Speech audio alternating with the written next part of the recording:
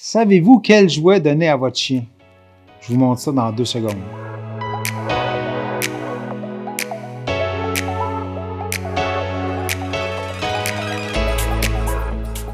Les jouets pour chiots. La première chose à savoir, un chiot a une croissance étalée sur 1 an en majorité du temps. Et ce qui se passe pendant cette croissance-là, bien sûr, les gencives, les dents poussent et suivent la croissance, ce qui crée des petites démangeaisons souvent sur leurs dents ou leurs gencives. Donc, souvent, on voit les chiens mordiller plein de petites choses dans la maison, que ce soit la patte de table, vos chaussettes, même vos doigts. Et c'est un petit peu désagréable, mais pour eux, c'est un grand soulagement. Donc, je vais vous proposer 2-3 petits modèles qui vont vous aider à passer à travers cette petite période-là, qui est courte, mais qui est un peu agaçante parfois. Première chose, dans les premiers mois de vie des chiots, c'est-à-dire de 2 à, je dirais, à 4 ou 5 mois, ce qui est très préférable, c'est d'utiliser un petit jouet qui est texturé d'une manière un peu plus tendre. Puis ce qui est agréable avec ces petites lingettes-là, c'est qu'on peut les mouiller, les faire congeler, et quand on leur redonne le jouet, quand ils mordillent, ça gèle un petit peu la gencive et ça crée un soulagement. Donc, pour eux, c'est un genre de produit qui est bien intéressant. C'est la même chose pour ça. C'est une petite balle qui est un peu molle, qui a des petites interstices avec des petits tétines en caoutchouc.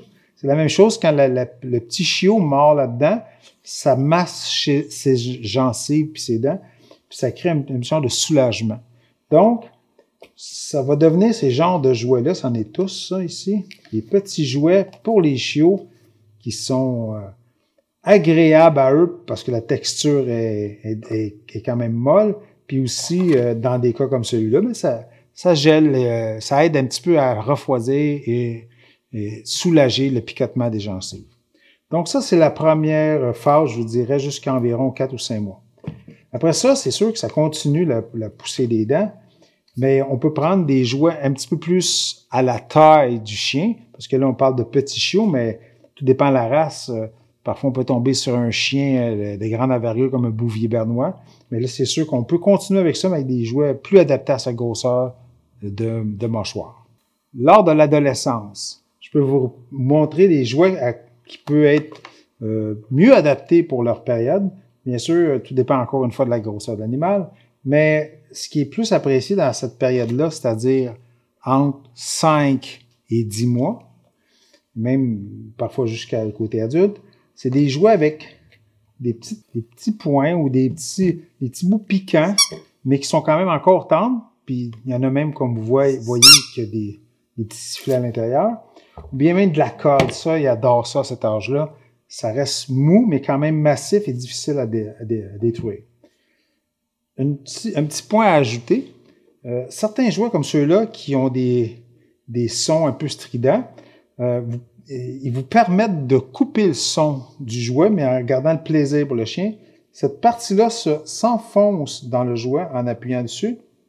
Et quand le chien va mordiller, le son va complètement disparaître.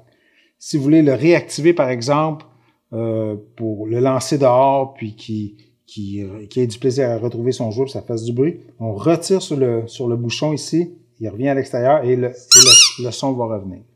Donc, ça c'est des jouets qui sont vraiment appréciés dans la période adolescente du chien, pour lancer le jouet, le rapporter, le mordiller sans danger, parce que c'est un jouet quand même résistant, puis qui fait du bien aux gencives, encore une fois, et aux dents. Donc ça, c'est la période adolescente. Pour terminer. Maintenant, quand il arrive à la période du 10 mois et plus, on veut développer son intellect, on veut développer ses stratégies, on veut développer le plaisir de jouer avec le chien.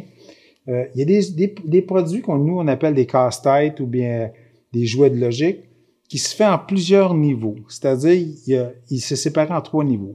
Niveau 1, 2 et 3. Ça va avec le niveau de difficulté. Par exemple, ce produit-là ici, qui est de niveau 1, c'est un casse-tête qui peut servir aussi de bol ralentisseur pour ceux qui sont trop gourmands, pour manger plus lentement, mais qui prend une petite logique en tassant les petits boutons pour essayer de rejoindre la nourriture pour manger sa gâterie ou sa nourriture. Donc, ça prend un petit peu d'effort, un petit peu de stratégie, mais d'une manière très facile. Après quelques jours, voire à la limite quelques semaines, ben, l'animal trouve facilement la stratégie pour réussir à grignoter puis développer son intellect. Un coup cette phase-là passée, si vous voulez aller un petit peu plus loin, développer plus son intelligence et sa stratégie, on peut aller dans un produit comme ça qui est un niveau 2.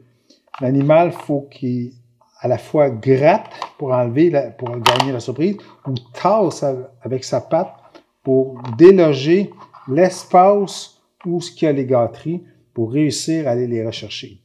Donc, on parle d'un niveau un peu plus développé que le premier, qui permet d'amuser le chien, mais aussi de développer son intelligence.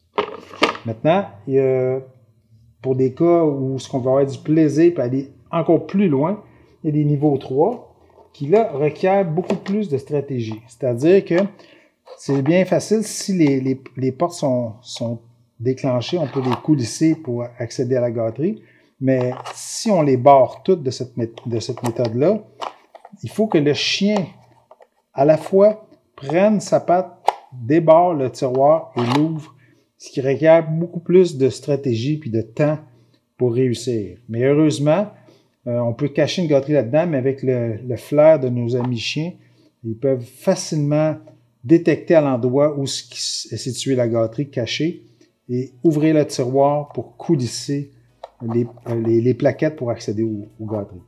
Donc, c'est seulement quelques exemples. Il y en a des multitudes sur le marché.